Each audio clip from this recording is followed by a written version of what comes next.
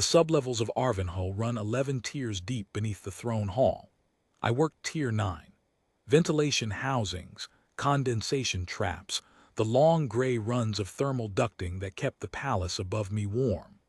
Nobody came down to 9 unless a pipe cracked or a junction box threw sparks, and even then they sent the call through the shift board and expected the problem gone before they had to see who fixed it. That suited me fine. My name is Hald Marin. I was 48 years old the year the boy found me, and I had been a sublevel maintenance laborer at the Volvari High Seat for a little over 3 years. Before that, I was a refugee, one of 1,100 humans relocated from the wreck of Callan Station after the fire took it. Before that, I was a pipe fitter on Callan itself, which is about as impressive as it sounds. I have never been important. I have never been talented in any way that matters to people who decide such things. I am a man who fixes what breaks, and I have done it in one corridor or another since I was 19 years old. The fire on Callan took the portside habitation ring and everyone in it, 209 people. I was running a maintenance check on the crossover manifold when the pressure seals blew, and the flash came through the bulkhead hatch before I could close it. It caught the left side of my face, my neck, my left arm to the wrist. The station medics kept me alive, though there were days I wished they hadn't. The skin grafts held mostly, but they couldn't make it look like anything other than what it was, a map of what happens when fire meets a man who isn't fast enough. I wore long sleeves after that, kept the collar up, kept to corridors where the light was low and the traffic was lower. When the Volvari refugee program offered sublevel maintenance work at Arvanho, I took it the same day. The pay was subsistence. The quarters were a converted utility closet on Tier 8, 6 paces by 4, with a cot and a water tap and a shelf I'd bolted to the wall myself. The work was honest, and I could do it alone, and nobody on Tier 9 cared what my face looked like. The Volvari staffers who managed the sublevel rota had seen me once, on intake day, and I could tell from the way their pale eyes moved across my scars, and then a way that they would not be visiting often. I was a solved problem to them, a name on a duty sheet, a human who fixed condensation traps. I understood, I didn't blame them, I looked the way I looked. The routine was the same every day. I woke at 5th hour, washed at the communal tap on Tier 8, ate a ration pack standing up because the closet didn't have a chair, and went down the access stairs to Tier 9. The stairs were metal, unfinished, loud under my boots. Nobody else used them. The Volvari maintenance staff preferred the service lifts on the east side and the other human laborers. There were 4 of us on the sublevel rota, though I rarely saw the others work Tiers 10 and 11, deeper still in the waste processing galleries. Tier 9 was mine. I knew every pipe, every junction, every condensation trap on that tier. I knew which thermal housings expanded in the afternoon cycle and which ones stayed cool. I knew the sound the eastern ventilation stack made when its primary fan motor was running clean, a low, steady hum, almost musical, and the different sound it made when a bearing was starting to go. A faint grinding undertone that you could only hear if you pressed your hand flat against the housing and felt it through your palm. I knew which corridor junctions collected dust and which ones stayed clear, and I knew that corridor 914, the long stretch between the eastern stack and the central thermal exchange, was the quietest place on the tier. I ate my midday meals there. I kept a cargo crate there as a seat. It was, in the way that such things become, mine. 3 years of that. 3 years of pipe fittings and gasket replacements and diagnostic checks and the gray, humming solitude of Tier 9. It was not a life anyone would envy, but it was steady, and it was mine, and I'd had worse. The palace above me was something I heard about the way you hear about weather in a country you'll never visit. The upper tiers, the crystal thread halls, the audience chambers, the residential wings where the Volvari court lived in their pale, luminous quiet, those were a different world. I'd been up to Tier 3 once, my first week, because a thermal junction had failed in a corridor near the kitchens, and no Thulvari technician wanted to crawl into the service chase to reach it. I did the work in 40 minutes, and the whole time I was on my knees in that chase, I could hear the hush of the palace above me, footsteps on crystal flooring, the murmur of voices like water moving over smooth stone, the distant chime of something I never identified. It was beautiful, and it was not for me, and I went back down to 9 and didn't think about it again. I heard about the prince the way I heard about everything, fragments, passed down through the shift board or murmured between Thulvari maintenance supervisors when they thought I wasn't listening. The queen's son, Prince Nim Thulvarin, 5 years old, a small boy who had stopped speaking 9 months ago and had not said a word since. The details came in pieces. His father, King Toraval Thulvarin, had been killed in a diplomatic transit accident 14 months before I arrived. Some kind of ship failure during a state crossing, the sort of thing that shouldn't happen to a royal convoy but did. The king's death broke something in the court, and in the queen, and most visibly in the boy. He'd been a normal child before, speaking, laughing, running through the upper halls in the way that small children do regardless of species. Then about 5 months after his father's death he stopped, not gradually, all at once. One morning he simply did not speak, and he had not spoken since. They brought in everyone. I heard the names filter down even to Tier 9 Thulvari mind healers, soul readers, child speakers from the 3 colleges, a neurolempathy specialist from the Orvith Conclave, a grief counselor from the Vel Theron Institute. Each one came with credentials that would fill a wall. Each one spent days or weeks with the prince. Each one left without a word from him. I heard that the last specialist, a child speaker from the Selvari Academy, reportedly the most gifted in her field, had spent 11 days in the prince's quarters, using techniques that had never failed in 40 years of practice. On the 12th day, she packed her instruments and told the queen quietly that whatever held the boy's voice was beyond her reach. That was 3 months before the boy found me on Tier 9. After the Selvari specialist left, no more were summoned. The court, I gathered, had run out of experts to call. The court was frantic in the way that powerful institutions become frantic, controlled on the surface, roiling underneath. The queen, by all accounts, held herself with the same crystalline composure that Thulvari royalty is bred to, but the staff whispered that she hadn't slept a full night in months, and that the light behind her eyes was dimming in a way that frightened the people who loved her. The court physician had been seen leaving her chambers at odd hours. The keeper of the royal household had tripled the nursery staff, as if more attendants could fill the silence where the boy's voice used to be. None of this was my concern. I patched thermal ducting. I replaced corroded junction plates. I kept Tier 9 running. The palace could grieve above me, and I wished them well, and I did my work. The boy came down on a 7th day. I was in corridor 914, a long stretch of bare conduit and overhead pipe runs that connected the eastern ventilation stack to the central thermal exchange. It was the quietest part of the sublevel, no foot traffic, no junction boxes, just the low hum of the air handlers and the occasional tick of cooling metal.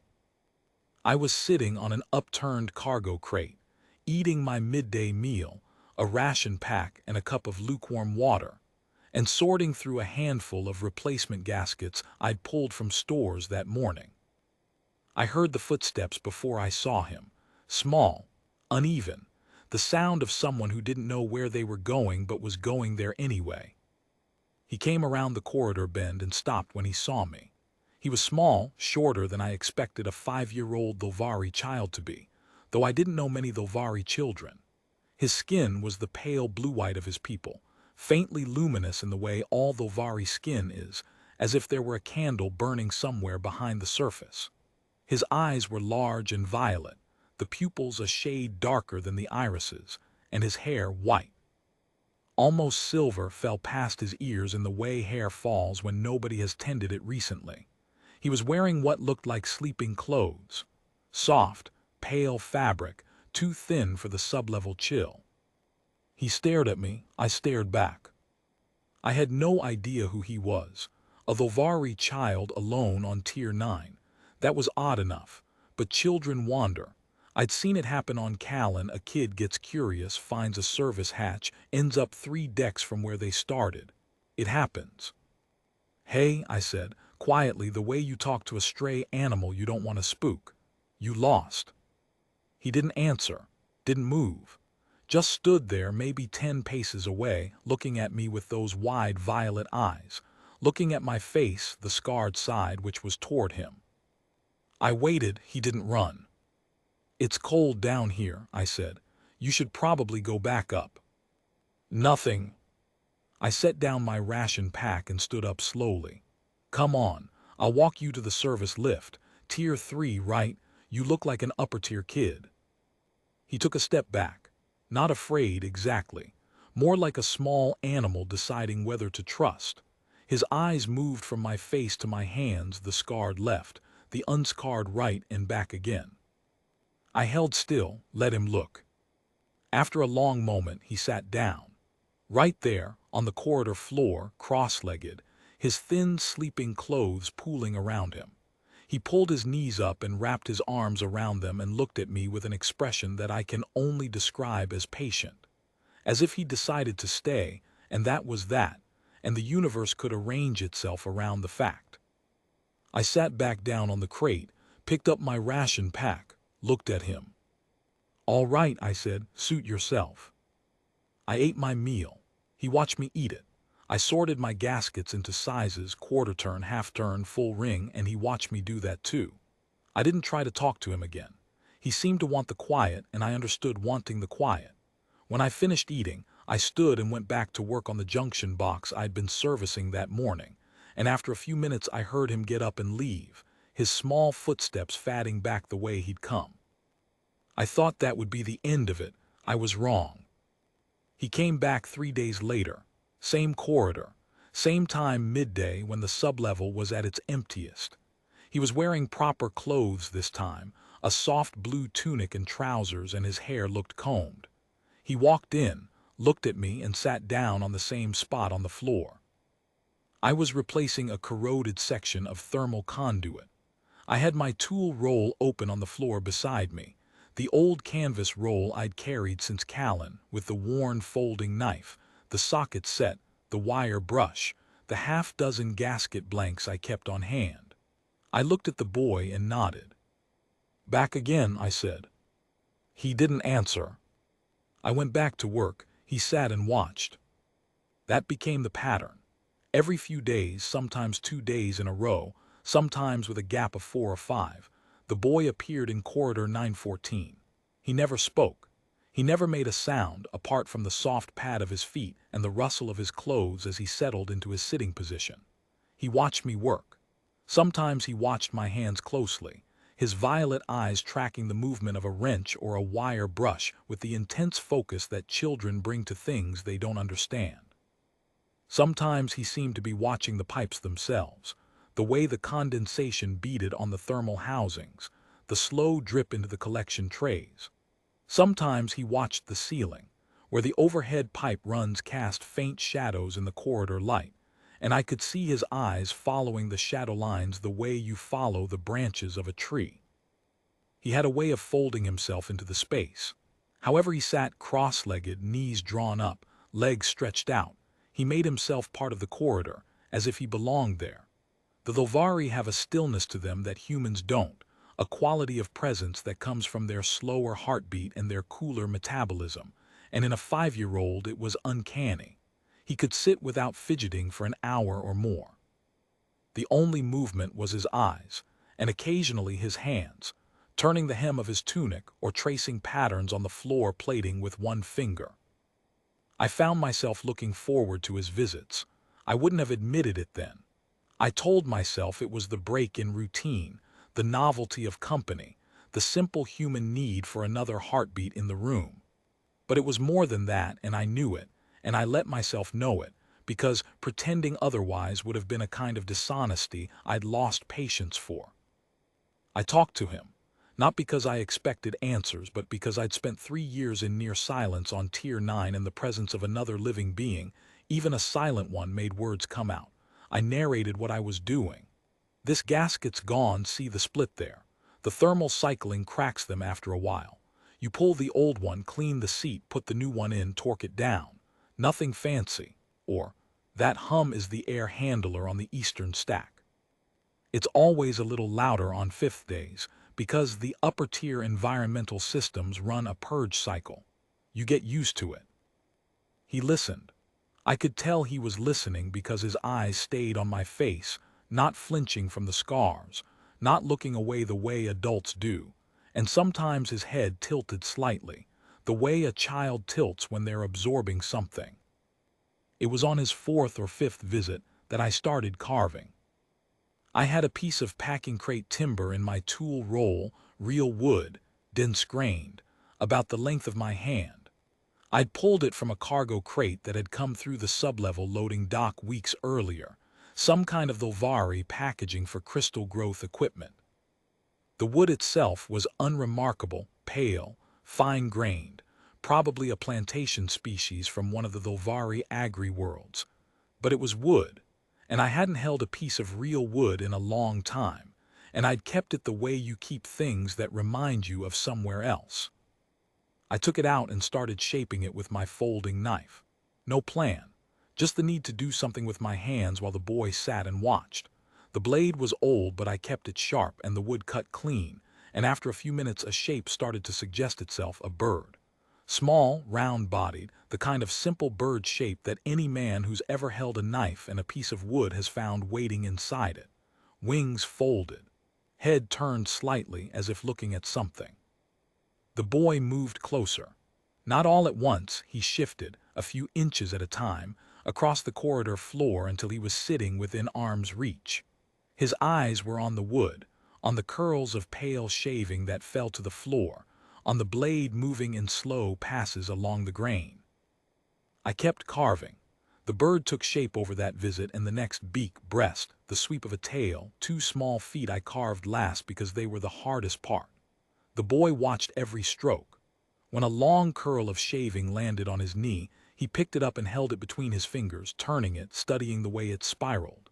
He collected the shavings in a small pile beside him, arranging them in a pattern, a circle, then a spiral of his own, then something that might have been a nest.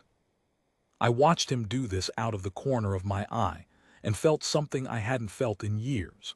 The particular tenderness you feel when a child trusts you enough to play in your presence. The carving was rough. My hands were not what they'd been. The scarred left had lost some flexibility, the grafted skin pulling tight over the tendons when I closed my fingers around the knife handle, and the fine motor work of shaping a beak or smoothing a wing was slower than it would have been once. But the boy didn't seem to notice or care.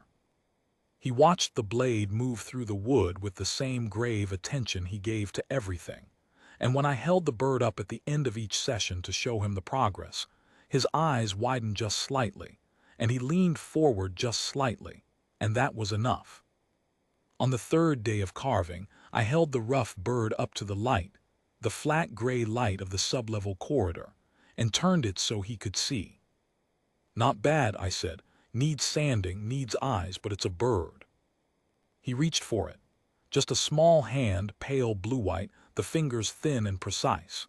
He reached for the bird the way children reach for things they want, without hesitation, without asking, the gesture that says mine as clearly as any word.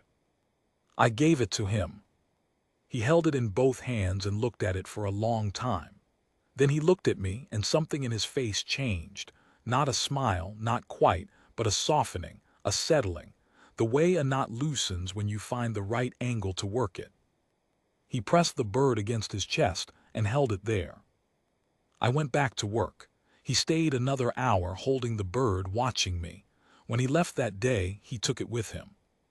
The next visit, he brought it back, set it on the floor between us carefully, the way you set down something valuable.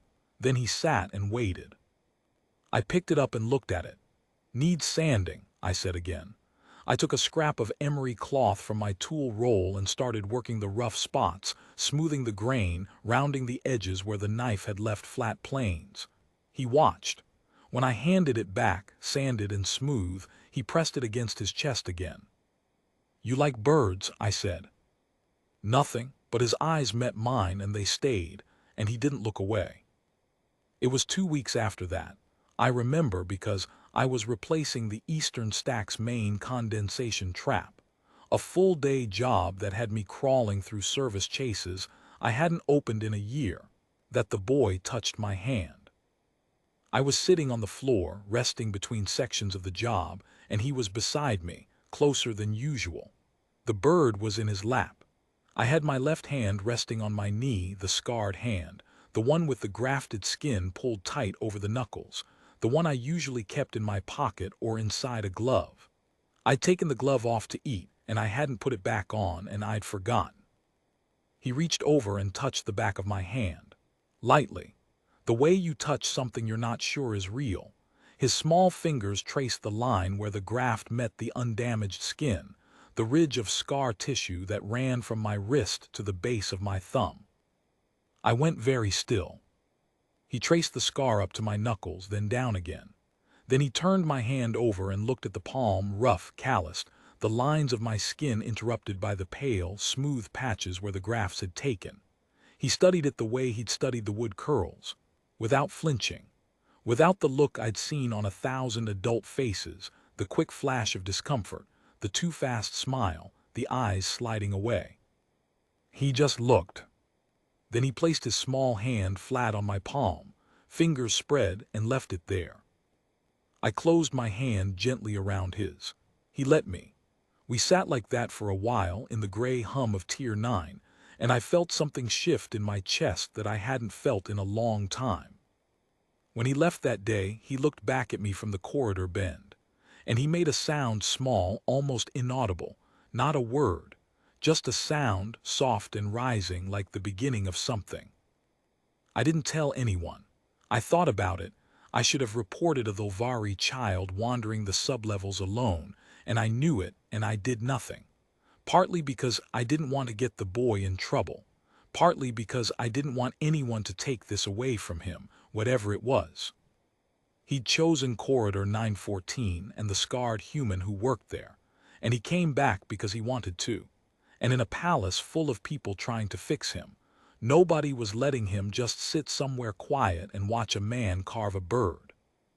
But mostly, if I'm honest, I didn't tell anyone because I didn't want them to take it away from me. I'd been alone for a long time, not just on Tier 9, long before that. Since Callan, since the fire. People are kind in general, but kindness at a distance is still distance, and after a while you stop noticing that nobody sits beside you, that nobody meets your eyes for longer than a moment, that the world has quietly arranged itself so that you are always at its edge. You stop expecting it to be otherwise. You build your days around the work, and the work is enough, and the silence is familiar, and you tell yourself that familiar is the same as fine. It's not, but you tell yourself that and you believe it because the alternative, admitting that you are lonely in a way that goes all the way to the bone, is harder than any pipe repair or conduit replacement you'll ever face. So you endure. You wake up. You go down the stairs. You fix what breaks. You eat your ration pack in a gray corridor and you go back to your closet and you sleep and you do it again. And you call it a life because it is one, and because you've seen what happens when people stop calling it that. The boy sat beside me. The boy looked at my face and did not look away. The boy held my hand. I was not going to report that to anyone. He started speaking on a Thursday, 6 weeks after his first visit. I was tightening a valve housing on one of the secondary thermal runs, talking the way I always talked, narrating the work, filling the silence with the shape of ordinary things. This valve's a quarter-turn type. See the tab? You line it up with the slot and turn it until it seats. If it's stiff, you don't force it, you clean the seat first. Make sure there's no grit in the thread. Forcing it strips the thread and then you've got a bigger job. Why? The word was so quiet I almost missed it. A child's voice, slightly hoarse from 9 months of disuse, speaking the Thulvari common tongue with the soft inflection of the upper tiers. I stopped, turned. He was sitting in his usual spot, the wooden bird in his lap, looking at me with his head tilted. "Why what?" I said carefully. "Why does forcing strip the thread?" My hands were shaking. I put the wrench down so he wouldn't see. "Because the metal's softer than you think," I said. "If there's grit in the seat, the valve can't turn straight, so it cuts into the thread instead of following it. You end up with a chewed-up thread that won't hold a seal." He considered this. "Could you fix it?" "A stripped thread, sometimes. You can re-tap it if the housing's strong enough, but it's better not to strip it in the first place." "Oh," he said, and then after a pause, "Show me." I showed him. I cleaned the valve seat with the wire brush, pointed out the thread pattern, turned the valve slowly so he could see how it tracked. He leaned in close, his white silver hair falling across his face, his violet eyes intent. "Like that," I said. "Like that," he repeated, and he almost smiled. After that, the words came slowly but steadily.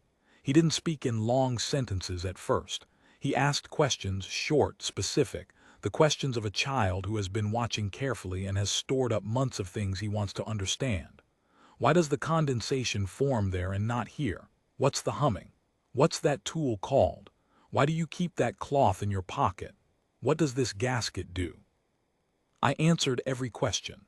I showed him tools from my roll, the socket set, the wire brush, the gasket blanks, the folding knife. I let him hold the wrench, and his small hands could barely close around the grip, but he held it with both hands and turned it the way I'd shown him, and I could see the satisfaction in his face when the bolt moved. He started helping, in his way, which was mostly watching and handing me things when I asked. "The quarter-turn gasket, the one with the red mark." He'd sort through the blanks and find it and hold it out, and I'd take it from his hand, and we'd work like that, the two of us in the quiet of Tier 9, the air handlers humming, the pipes ticking, the gray light steady and constant. It was the closest thing to companionship I'd had in years, and it was with a 5-year-old alien prince who spoke to no one else in the world. On a fifth day, about 10 days after his first word, he asked the question I'd been waiting for. "What happened to your face?" That one came on a quiet afternoon, a week after his first word. He said it the way children say things, directly, without cruelty, the way you ask about the weather. "What happened to your face?" I set down the socket wrench I was holding. "There was a fire," I said, "a long time ago, on a station where I used to work." "Did it hurt?" "Yes." "Does it still?" I looked at him, "Not the way it used to." He nodded as if this were a satisfactory answer. Then he said, "I like your face." I didn't know what to say to that. I turned back to the junction box and finished the job, and when I was done my eyes were wet, and I was glad the corridor was dim. He started telling me things too. Small things, child things. He told me about a bird he'd seen from his window, a spire kestrel, he called it, pale and fast, nesting in the crystal lattice above the throne hall. He told me about a dream he'd had in which the palace sublevels went on forever, tier after tier, all the way to the center of the world. He told me that his mother's hair smelled like velith blossoms and that she cried at night when she thought he was asleep. He told me his name. Nem, he said, as if I should already know it. I knew it. I'd known it since about his third visit, when a shift supervisor had mentioned in passing that the prince's quarters were directly above the eastern sublevel access, and I'd felt a slow, cold understanding settle into my chest. The silent boy the entire court was trying to reach. The prince every specialist had failed to help. He was sitting on my corridor floor, holding a wooden bird I'd carved for him, asking me about valve threads. I said nothing. I didn't change how I treated him. I didn't start calling him Your Highness or my prince. He was Nem. He was the boy who came to Tier 9. That was all he needed to be down here. He started calling me Hald. Just that, Hald. And then, one afternoon, while I was patching a cracked housing plate and he was sitting beside me with the bird in his hands, he used a different word. Velasha. I stopped. What did you say? Velasha. he said again. He was looking at the bird, turning it in his fingers, not looking at me. In the flat gray light of the corridor, his face was calm and certain, the way children's faces are when they've decided something and don't understand why adults find it complicated. I knew enough Thulvari to know what the word meant. The common word for father was Thelev, the biological term, the bloodline term. Velasha was different. It meant chosen keeper, chosen father. The person a child names as their protector when the bloodline term doesn't apply. It was rare. It was, in Thulvari custom, binding, not legally, not in the way a contract is binding, but in the deeper way, the way that matters. A child's Velasha was recognized by the court, honored by the household, written into the family record. It was not a word used lightly. He was 5 years old, and he used it the way he used all his words, carefully, deliberately, because he'd spent 9 months in silence choosing which words mattered enough to say. Nem, I said, my voice sounded strange to me. That's, you know what that word means. Yes. I'm a laborer, I fix pipes, I'm not. Velasha, he said again firmly and looked up at me. His violet eyes were steady. You're my Velasha. I sat on the floor of corridor 914 with a cracked housing plate in my lap and a wrench in my hand, and I did not know what to say. I opened my mouth and closed it. I looked at this small pale boy with his white hair and his wooden bird and his absolute certainty, and I felt something in my chest that was larger than the corridor, larger than the tear, larger than anything I'd felt since before the fire. All right, I said. It was all I could manage. He nodded, satisfied, and went back to turning the bird in his fingers. The days after that were, I don't have the right word. I went through my work the same as always. Replaced gaskets, ran diagnostics, cleaned valve seats. But something was different in the corridors of Tier 9, something I couldn't explain except to say that the gray light seemed warmer, and the hum of the air handlers seemed steadier, and the solitude that I'd worn for 3 years like a coat I couldn't take off had loosened its grip. The boy came every day now. He sat on his crate and he talked to me, full sentences, sometimes whole stories about the spire kestrels or the dreams he'd had or the foods he liked and didn't like. And when he said Velasha, it was casual, natural, the way a child says a word that has always been true. I didn't correct him. I should have. I should have sat him down and explained that I was a laborer, that Velasha was a word with weight that the court would not understand. But I looked at his face, his calm, certain, luminous face, and I couldn't do it. I couldn't take that word away from him.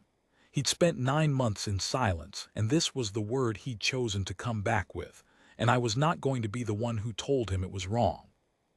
I knew it would end. Things like this always end quietly or badly or both. The palace had eyes. The court had protocols. A human laborer on Tier 9 does not become a Princess Velasha without someone noticing, and when they noticed, there would be questions I didn't have answers for. I knew all of that, and I kept showing up to corridor 914, and the boy kept coming down, and we worked together in the gray light, and I carved a second bird, a kestrel this time, wings outstretched, and gave it to him, and he held both birds in his hands and looked at me with an expression that I will carry with me for the rest of my life. I don't know exactly when the court found out. I imagine it was gradual, a servant noticing the prince's absence from his quarters, a guard tracking his movements through the service corridors, a supervisor on Tier 8 spotting a small blue-white figure descending the access stairs alone. However it happened, the end came on a first-day morning, 7 weeks after the boy's first visit to Tier 9. I was in corridor 914, running a diagnostic on the eastern ventilation stack's primary fan motor. Nem was beside me, sitting on the cargo crate I'd given him as his own, the wooden bird on his knee. He was telling me about the spire kestrel again. It had built a second nest, he said, higher up, near the crown of the lattice. He was animated in the way he'd become when we were alone together, his small hands moving as he described the bird's wingspan, his voice, still soft, still a little hoarse, running ahead of itself. I heard the footsteps before I heard the voices, Heavy footsteps, multiple moving fast. The sharp clip of the Lovari military boots on sublevel plating. Nem went quiet. He looked at me, and for the first time in weeks I saw fear in his eyes, not fear of the approaching guards, but fear of losing this corridor, this quiet, this. "Stay behind me," I said. They came around the bend 6 abreast. Palace guard, in the pale ceremonial armor of the household regiment, crystal thread over plate, polished to a luminescence that looked wrong in the dim gray of Tier 9. Behind them walked a Lovari woman I recognized from the shift rosters as Orvala Sane, the keeper of the royal household, a tall, sharp-featured official whose job was the smooth running of everything above Tier 3. She looked at me the way you look at something you found under a stone. "Hald Marin," she said. It was not a question. "Yes." "Step away from the prince." Nem's hand found mine. His fingers closed around my scarred knuckles and held on. "He's fine," I said. "He's been coming down here on his own, I haven't." "Step away from the prince." Her voice was the voice of someone accustomed to being obeyed instantly and completely. The guards shifted, and I understood that this was not a conversation. I looked down at Nem. His face was pale, paler than usual, the luminescence dimmed, the way the Lovari skin dims when they're frightened. His grip on my hand tightened. "It's all right," I said to him, quietly the way I'd spoken to him that first day. "Go with them, it'll be all right." "No," he said, the first word the keeper of the royal household had heard him speak. She stopped. Her eyes went wide, not at me, not at the boy's grip on my hand, but at the sound of his voice, the word itself, the fact of it. "The prince," she started. "No," Nem said again, louder. "I'm staying with my Velasha." The corridor went very quiet.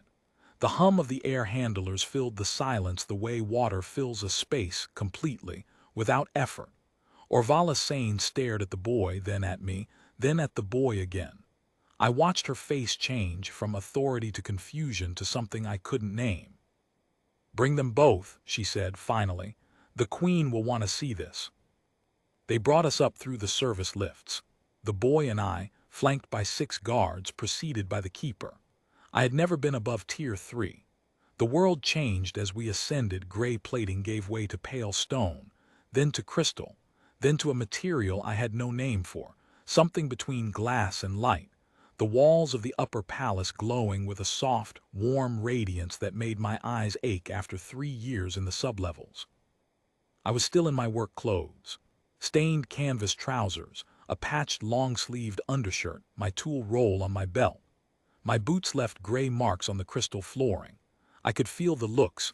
Every Lovari staffer and courtier we passed in the upper corridors stopped and stared, their pale eyes moving from the guards to the scarred human to the small prince holding his hand, and I could read the calculation on their faces. They were trying to understand what they were seeing and failing. A sublevel laborer under guard, holding the hand of the royal heir. It didn't fit any category they had. Nem walked beside me as if this were a tour. His grip on my hand was firm but not anxious. He looked around at the upper corridors, the crystal walls, the luminous ceiling panels, the archways carved with flowing script I couldn't read, with the mild interest of a child who knows these halls but hasn't seen them in a while. I realized he hadn't been down from his quarters much. The silence had closed him in. The way silence does, the court couldn't reach him. So they'd contained him, and he'd let himself be contained. Until the day he found the access stairs, and followed them down to Tier 9. The guards did not speak to me. The keeper did not look back. We passed through a set of tall doors, crystal-veined stone, taller than any door I'd ever walked through, and entered the throne hall. The throne hall of Arvenhill was not what I expected. I'd imagined something vast and cold, the way throne halls are in stories, a long approach, a distant seat, an architecture designed to make the visitor feel small. This was vast, yes. The ceiling rose in a crystal dome that caught and fractured the light into slow-moving patterns on the floor, and the walls were lined with columns of pale stone veined with something luminous. But it was not cold. It was warm. The light was the warm gold of late afternoon, though I knew we were deep inside the palace's upper structure and the light was artificial, and the air carried a faint scent I couldn't place, something floral and clean, like rain on stone. There were people. Volvari courtiers, officials, advisors, maybe 30 of them, arranged in loose groups along the hall's length, turning as we entered, their pale faces registering first surprise, then confusion, then the careful blankness that court people wear when they don't want to be seen reacting. They looked at me, the scarred human in work clothes, leaving gray bootprints on their crystal floor, and they looked at the boy holding my hand, and they said nothing. The queen was at the far end of the hall. Not on a throne, she was standing, as if she'd been packing and had stopped when the doors opened. Ilara Thulvarin was taller than I expected, the way all Thulvari are taller than you expect until you're standing in front of one. Her skin was the palest blue I'd ever seen on a Thulvari, almost white, like sky through thin cloud, and her hair was silver, not white, falling past her shoulders in a way that caught the light and held it. Her eyes were the same violet as her son's, but deeper, and when they found me across the length of the hall, I felt them the way you feel a hand on your shoulder, physical, weighted, real. She was beautiful the way a winter dawn is beautiful, the kind of beauty that doesn't ask for your approval and wouldn't notice if you gave it. But her face was tired. The skin beneath her eyes was darker than it should have been, and her hands, clasped in front of her, were not still. "Orvala," she said. Her voice was low, controlled, the voice of someone holding something together by will alone. The keeper stepped forward. "Your Grace, we found the prince on Tier 9 of the maintenance sublevel with this human." She said this human the way you'd say this problem. The queen's gaze moved to her son, to his hand in mine, to the wooden bird in his other hand, back to me. She studied my face, the scars, the unshaved jaw, the gray in my hair, the work grime on my collar, and I saw her processing what she was looking at. A scarred, middle-aged human laborer from the sublevels, holding her son's hand in the throne hall of the Thulvari high seat. "Explain," she said to me, not to Orvala, not to the guards, to me. I cleared my throat. "Your Grace, my name is Hald Marin. I work maintenance on Tier 9. Your son, the prince, started visiting my corridor about 7 weeks ago. I didn't bring him there. He came on his own. I stopped. I didn't know what to say that wouldn't sound like an excuse or a lie. He sat and watched me work. I talked to him. That's all I did. I talked to him and carved him a bird." The hall was silent. 30 Thulvari courtiers and 6 guards and the keeper of the royal household and the queen herself, all looking at me, a scarred human holding a 5-year-old prince's hand, saying I carved him a bird. The queen looked at her son. "Nem," she said. Her voice changed when she said his name, the control softened, and underneath it I heard something raw and aching, the sound of a mother who has been watching her child disappear into silence for 9 months and cannot reach him. "Nem, darling, can you tell me?" "He's my Velasha," Nem said. The word moved through the hall the way a stone moves through still water, a single impact, and then the ripples spreading. I heard a sharp intake of breath from someone to my left. I heard Orvala Sane make a small sound, something between a gasp and a protest. I saw a courtier near the far wall put a hand over his mouth. The queen's face did not change. Or rather, it changed in the way that things change when they break along a line that was already there, a fracture that was waiting. Her composure held, but behind it something opened, something that had been closed for a very long time. "Nem," she said again, softer now, "you're speaking." "Yes," he said. He looked up at me, then back at his mother. "Velasha taught me about valve threads and condensation and birds. He carved me a bird." He held it up, the small wooden figure, worn smooth from weeks of handling, the head turned slightly as if looking at something. "See." The queen looked at the bird. She looked at it the way you look at a key when you realize it fits a lock you've been trying to open for months. Then she looked at me, and I saw her eyes, violet, deep, tired, beautiful, full of something I did not deserve, and she said, "You carved him a bird." "Yes, Your Grace." And he spoke to you? Yes. When? About 2 weeks ago, his first word. I paused. He asked me why forcing a valve strips the thread. She made a sound. It might have been a laugh. It might have been something else. She pressed her hand to her mouth and held it there for a moment, and when she lowered it, her composure was back, but her eyes were wet. Every mind healer in the conclave, she said, not to me, to the hall, to herself, to the air. Every child speaker, every grief counselor, every specialist I could find in 4-star systems.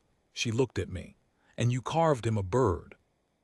I sat with him, I said. That's all. He didn't need someone to fix him. He just needed someone to sit with him and not try.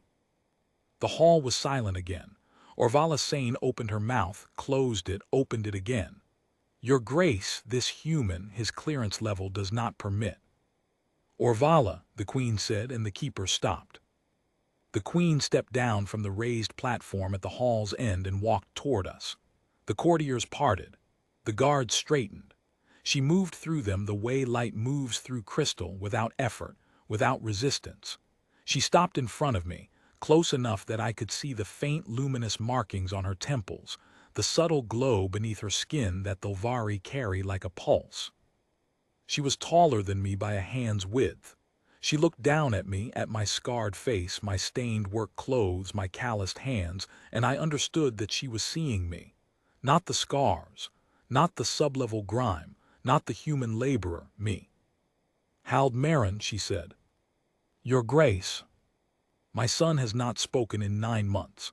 My court has spent a fortune in specialists and mind healers. 3 colleges sent their finest. The Orvith Conclave sent theirs. I have not slept through a night since my husband died, and I have watched my son disappear into a silence I could not reach, and I have been more frightened than I have ever been in my life. She paused. Her voice was steady, but I could hear the effort it took to keep it so. You sat with him. You talked about valve threads. You carved him a bird from a piece of cargo crate. Packing crate timber, I said, because I didn't know what else to say. Agri-world stock, fine-grained. That time it was definitely a laugh. Quiet, short, broken at the edges. She shook her head. Orvala, she said without turning. Your Grace. Prepare quarters for Hald Marin on the residential tier, adjacent to the prince's suite. See that his personal effects are moved from, she looked at me. Where do you live? Tier 8, utility closet, converted. Something moved across her face. I couldn't read it. See that his effects are moved from Tier 8, and notify the shift board that he is reassigned. Your Grace, his clearance. I will handle his clearance personally. Orvala Sane closed her mouth and bowed. The Queen looked at me again. You understand that Velasha is not a casual word in our culture. I understand. My son has chosen you. That is not something I would overrule even if I wished to.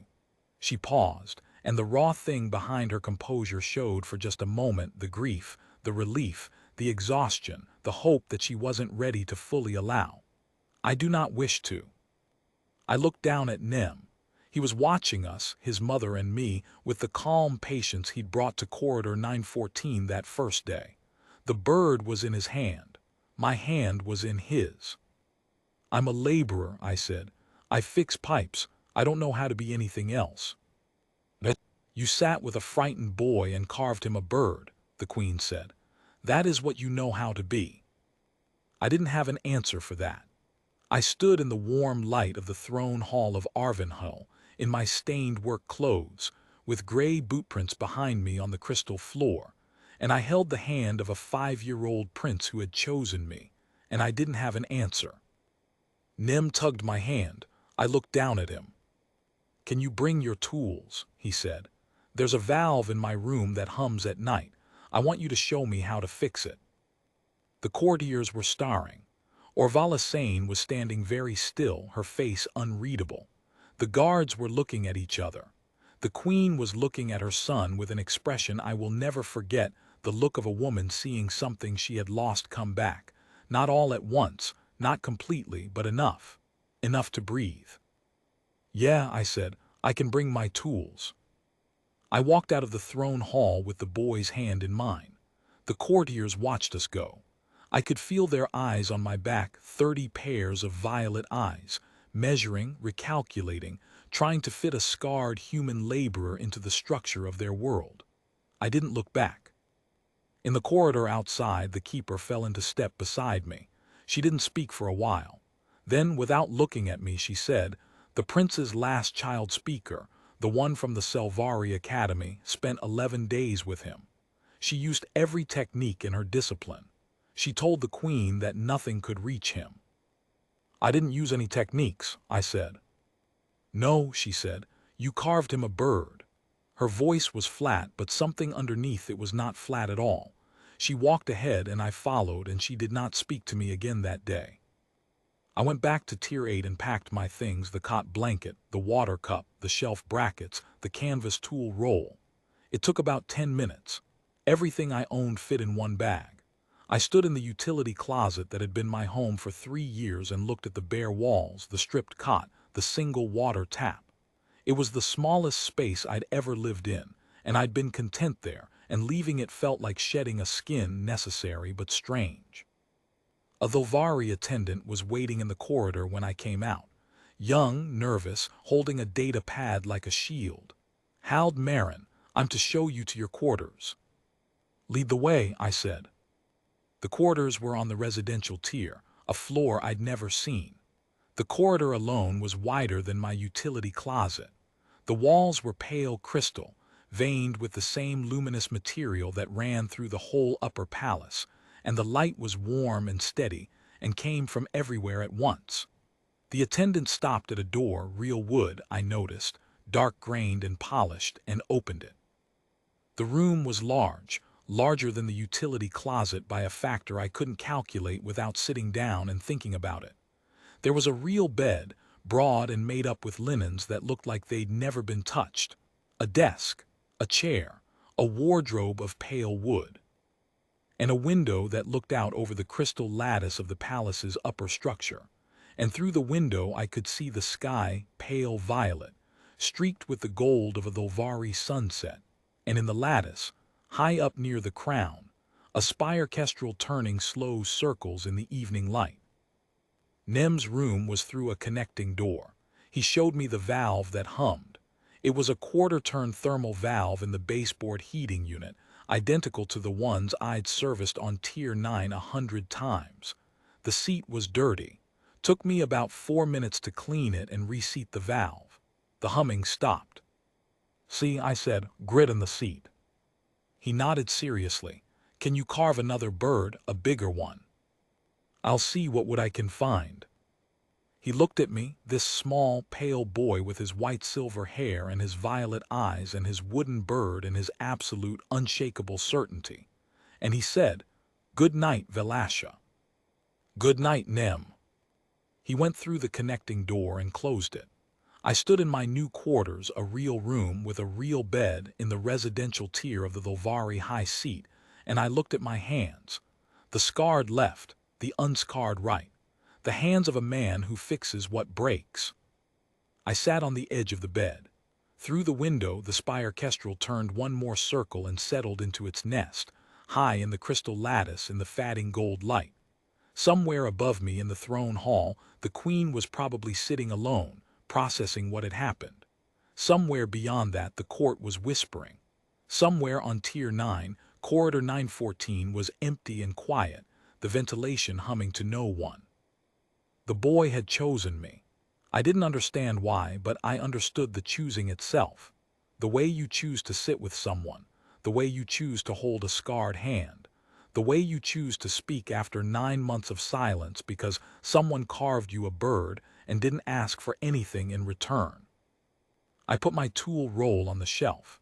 I lay down on the bed. Through the connecting door, I could hear the boy breathing slow, steady, the sound of a child asleep. I closed my eyes. For the first time in a long time, I slept the whole night through.